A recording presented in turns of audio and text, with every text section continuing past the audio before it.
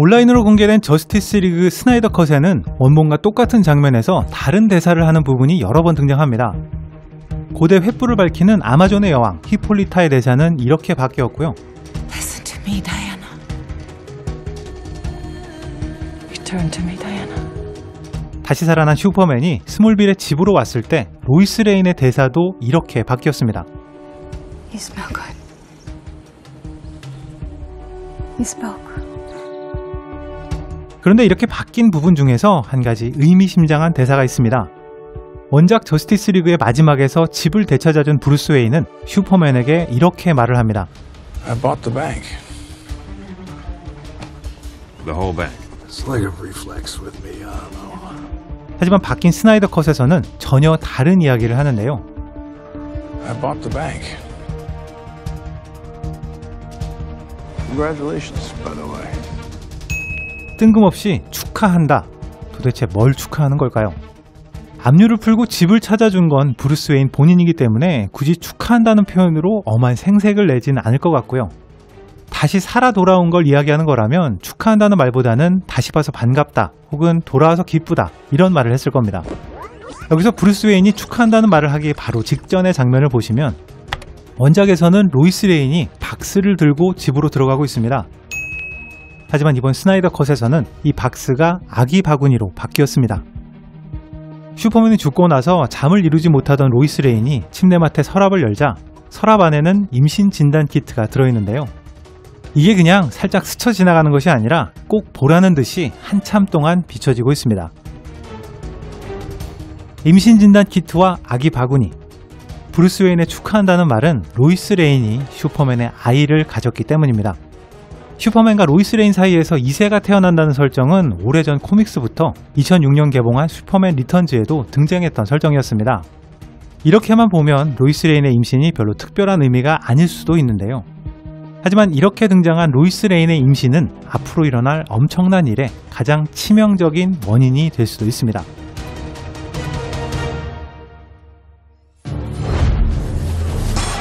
저스티스 리그 스나이더 컷에는 미래의 상황으로 보이는 환영 같은 장면이 등장합니다. 슈퍼맨을 부활시키기 위해서 크립톤 우주선에 접속한 사이보그에게 우주선의 메인 시스템이 보여주는 환영인데요. 어떤 거대한 힘에 의해서 지구는 일순간에 황폐화되고 다크사이드가 지구를 공격해옵니다. 슈퍼맨은 형체를 알아볼 수 없는 타버린 시체를 안고 슬퍼하고 있는데요. 여기서 놀라운 반전은 슈퍼맨의 곁에 저스티스 리그가 아닌 다크사이드가 있다는 사실입니다.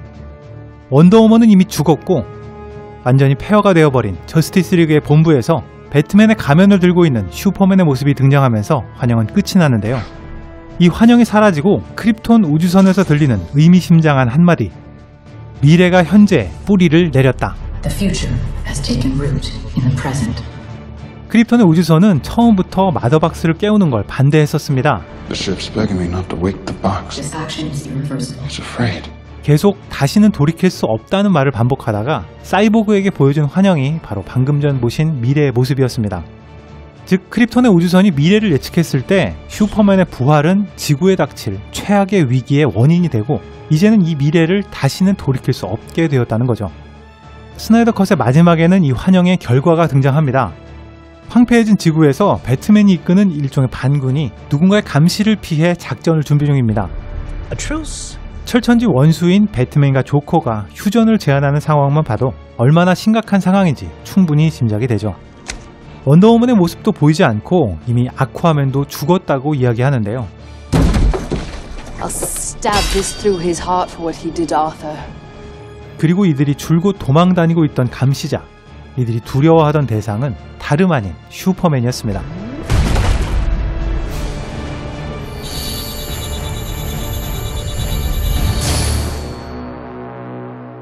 그렇다면 부활한 슈퍼맨은 왜 지구를 위협하는 파멸의 화신이자 저스티스 리그의 적으로 돌변하게 된 걸까요?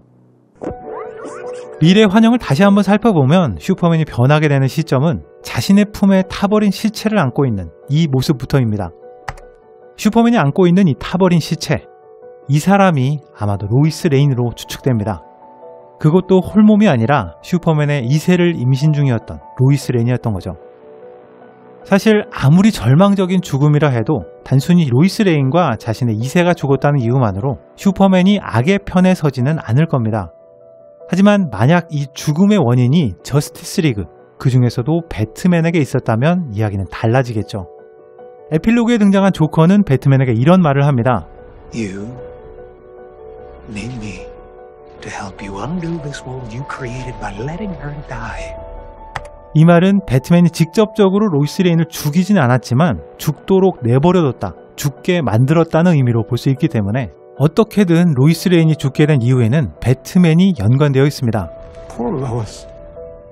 How she suffered so. 이런 설정은 이미 배트맨 대 슈퍼맨에서도 등장했었는데요. She was my world. And you took her from me.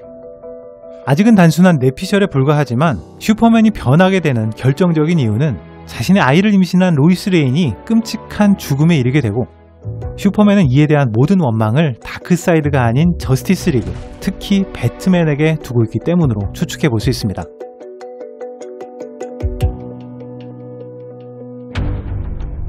다크사이드가 지구를 정복하고 슈퍼맨은 저스티스 리그에 대적하는 파멸의 화신이 되고 원더우먼과 아쿠아맨이 죽고 나머지 저스티스 리그의 멤버들은 슈퍼맨을 피해 도망다니는 미래, 이 암울한 미래에 일말의 희망을 주는 것이 바로 시간여행과 새로운 타임라인의 개념입니다. 에필로그에 등장하는 조커는 배트맨에게 이렇게 말합니다. I often wonder, how many alternate timelines do you destroy the world? Because 타임라인의 개념은 이제 다들 익숙해지셨을 것 같은데요.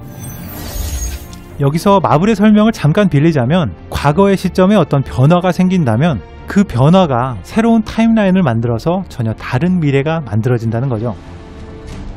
how many alternate timelines? 조커가 얼마나 많은 타임라인이라는 말을 했다는 의미는 배트맨이 일종의 시간여행 방법을 찾아내서 과거의 특정 사건을 여러 번 바꿔왔다는 의미가 됩니다. 이번 스나이더 컷에는 빛보다 빠른 속도로 달리는 플래시가 스피드포스를 이용해서 시간을 변형하는 능력이 등장했습니다. 마치 리와인드를 하듯이 이미 지나간 시간 이전으로 돌아가서 과거를 바꿀 수 있는 능력인데요. 아마도 이 능력을 플래시가 아닌 다른 저스티스 리그의 멤버들도 사용할 수 있는 방법을 찾게 되지 않을까 하는 예상을 해볼 수 있습니다.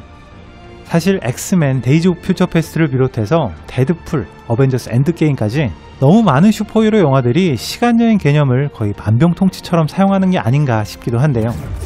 2016년 배트맨 대 슈퍼맨부터 이런 시간여행에 암시를 넣어뒀던 DC이기 때문에 앞으로 만들어질 DC의 영화들에서 시간여행과 타임라인의 적용은 어쩔 수 없는 선택이 아닐까 생각됩니다.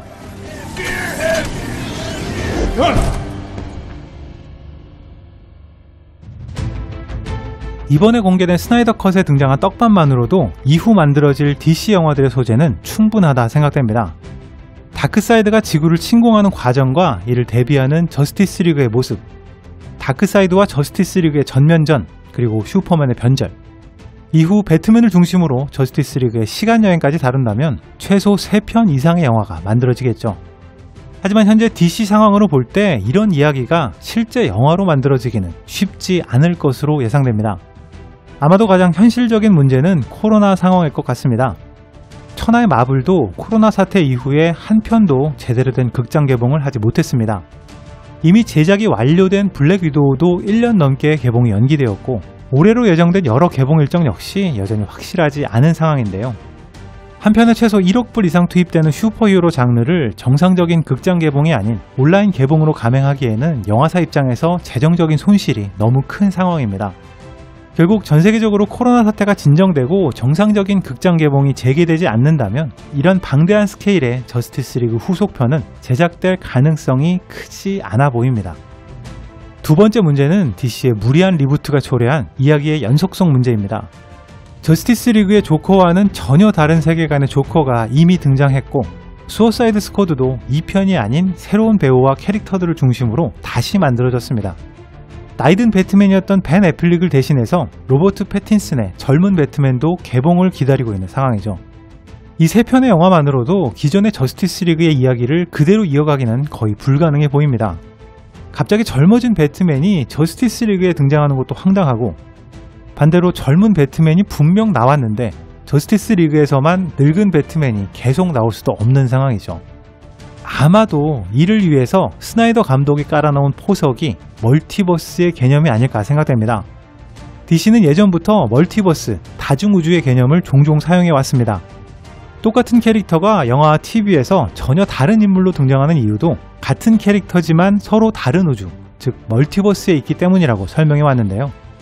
이 멀티버스의 개념은 TV 시리즈에서는 지속적으로 등장했었지만 한 번도 DC의 영화에서 직접적으로 언급된 적은 없었습니다. 그런데 이번 스나이더 컷에서는 이 멀티버스라는 단어가 처음으로 등장합니다. Before mighty Darkseid came to the throne, he searched the universe for the ultimate weapon. The anti-life equation. The key to controlling all life and all will throughout the multiverse. 결국 DC가 이 멀티버스의 개념을 앞으로 만들어질 영화들에서 적극적으로 활용한다면 DC가 현재 리부트하고 있는 캐릭터들이 다른 우주에 있는 버전, 즉 원래의 이야기와는 다른 외전격이라고 할 수 있는 발판이 만들어집니다. 이 배트맨이 있는 우주가 있고 이 배트맨이 있는 우주가 따로 있다는 방식 말이죠. 이런 멀티버스의 개념을 바탕으로 리부트된 시리즈는 리부트대로 유지하고 이번에 공개된 저스티스 리그의 세계관도 계속 이어나갈 수 있을지 모릅니다. 원작이 개봉한 지 3년 만에 거의 새로운 이야기로 다시 돌아온 저스티스 리그. 어쩌면 잭 스나이더 감독 스스로도 이런 새로운 이야기를 DC에서 계속 이어갈 여건이 안 된다는 걸 잘 알고 있었기 때문에 진행되고 있는 리부트와 상관없이 자신의 세계관을 계속 이어나갈 수 있도록 멀티버스의 개념을 하나의 포석으로 어렴풋이 깔아놓은 건 아닐까요? 그나저나 시간여행으로 달라진 타임라인에 멀티버스까지 한꺼번에 등장한다면 과연 관객들이 DC의 이야기를 따라갈 수는 있을까요? 어쩌면 이번에 공개된 저스티스 리그 스나이더 컷은 DC를 구원할 구원투수가 아니라 DC를 나락으로 빠뜨릴 패전투수는 아니었을까요? 지금까지 빨간도깨비였습니다.